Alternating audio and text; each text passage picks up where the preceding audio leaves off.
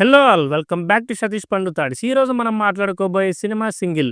శ్రీ విష్ణు, కేతికా శర్మ, ఇవానా, రాజేంద్ర ప్రసాద్, వెన్నెల కిషోర్ మరియు వీటీవీ గణేష్ ప్రధాన పాత్రల్లో నటించి కార్తీక్ రాజు దర్శకత్వంలో గీతా ఆర్ట్స్ నిర్మించిన సినిమా ఎలా ఉందో ఇప్పుడు మనం మాట్లాడుకుందాం. ఇక కథ విషయానికి వస్తే విజయ్ ఒక బ్యాంకులో పని చేస్తూ ఉంటాడు. చాలా సరదాగా ఉండే విజయ్ లవర్ లేకుండా సింగిల్ గా ఉన్నానని బాధపడుతూ ఉంటాడు. ఇక అతనికి ఉన్న ఏకైక ఫ్రెండ్ అరవింద్కి కూడా లవర్ ఉండడంతో వాళ్ళిద్దరిని విడగొట్టాలనే అవకాశం వచ్చిన ప్రతిసారి ట్రై చేస్తుంటాడు. ఈ మధ్యలో విజయ్ ఎంతోమంది అమ్మాయిలను ప్రేమించడానికి ట్రై చేసినా వర్కౌట్ అవ్వదు.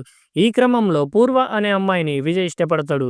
కానీ మరోవైపు హరిణి అనే అమ్మాయి విజయ్ని ప్రేమిస్తున్నానని చెప్పి వెంటపడుతూ ఉంటుంది. ఎందుకు హరిణి అంటే విజయ్కి ఇష్టం లేదు, ఆమె ఎందుకు విజయ్ని ప్రేమిస్తున్నానని చెప్పి వెంటపడుతుంది, పూర్వ విజయ్ లవ్ని యాక్సెప్ట్ చేసిందా లేదా, చివరికి ఈ ముగ్గురి కథ ఎలా ముగిసింది అన్న చాలా విషయాలు తెలుసుకోవాలంటే మీరు ఈ సినిమా చూడాల్సిందే. ఇక ఇండెప్త్ రివ్యూలోకి వెళ్ళి నాకు నచ్చిన విషయాలు మాట్లాడుకోవాలంటే, ఇలాంటి కథ తెలుగు ప్రేక్షకులకు కొత్తేమీ కాకపోయినా ఈ కథను ట్రీట్ చేసిన విధానం ఆకట్టుకుంటుంది. ప్రేక్షకులను ఎంటర్టైన్ చేయడమే లక్ష్యంగా సీన్స్ రాసుకున్నట్టుంటుంది. సినిమా చూస్తూ కనీసం 15 నుండి 20 సార్లు నవ్వడం మాత్రం గ్యారంటీ. ప్రాపర్ గా సీన్స్ మరియు డైలాగ్స్ రాసుకుంటే వెన్నెల కిషోర్ టైమింగ్ ఎలా ఉంటుంది, అలానే తను ఎంతలా నవ్వించగలడో ఈ సినిమా ఇంకొకసారి నిరూపించింది. ఆ మెట్రోలో వచ్చే లుంగి సీన్ కి అయితే థియేటర్ మొత్తం ఎంజాయ్ చేస్తున్నారు. అలానే శ్రీ విష్ణు, వెన్నెల కిషోర్ల మధ్య వచ్చే ప్రతి సీన్ ను థియేటర్లో అలానే ఎంజాయ్ చేస్తున్నారు. ఇక ఇందులో ఒక సీన్ ఉంటుంది. శ్రీ విష్ణు పబ్బుకు వెళ్లి అక్కడి నుంచి వెన్నెల కిషోర్ కు కాల్ చేస్తాడు. అప్పుడు తాను కాల్ లిఫ్ట్ చేసిన విధానం హిలారియస్ గా అనిపించింది. ఇక ఇందులో రాజేంద్ర ప్రసాద్ పాత్ర కూడా చాలా బాగుంది. తక్కువ టైంలో అంత ఎమోషన్ పండించడం కూడా చాలా గ్రేట్. ఇక ఇందులో హీరోయిన్స్ గా నటించిన కేతికా శర్మ మరియు ఇవానా కూడా చాలా బాగా నటించారు. ఇందులో కేతికా శర్మ కంటే కూడా ఇవానా ఎక్కువ మార్క్స్ కొట్టేసిందనే చెప్పుకోవచ్చు. ఇక వీటీవీ గణేష్ పాత్ర ద్వారా కూడా కామెడీ బాగా పండించారు. ఇక శ్రీ విష్ణు గురించి మాట్లాడుకోవాలంటే, నీది నాది ఒకే కథ సినిమా తర్వాత నాకు అంతగా నచ్చిన సినిమా ఈ సింగిల్. వేసిన ప్రతి పంచ్ పేలింది, ఇచ్చిన ప్రతి ఎక్స్ప్రెషన్ కూడా ఎంటర్టైన్ చేసింది. ఇక ఒక సాంగ్ లో వచ్చే తన డాన్స్ కూడా చాలా బాగుంది. ఇక ఈ సినిమా డైరెక్టర్ కార్తిక్ రాజు సింపుల్ స్టోరీ లైన్ అయినా స్క్రీన్ ప్లే చాలా పకడ్బందీగా రాసుకున్నారు. ఇంటర్వెల్ సీన్ అలానే క్లైమాక్స్ లో వచ్చే 20 మినిట్స్ గ్యాప్ లేకుండా నవ్వించేస్తూనే ఉన్నాడు.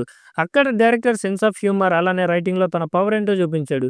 కొన్ని లిమిటెడ్ క్యారెక్టర్స్ తో ఫుల్ సినిమాను ప్రేక్షకులు ఎంజాయ్ చేసేలా చేయడం అంటే మామూలు విషయం కాదు. అక్కడ డైరెక్టర్ సక్సెస్ అయ్యాడు. అలానే టైటిల్ కు 100% న్యాయం చేశాడు. ఇక ఇందులో మ్యూజిక్, ఎడిటింగ్, సినిమాటోగ్రఫీ అలానే ప్రొడక్షన్ వాల్యూస్ కూడా చాలా బాగున్నాయి.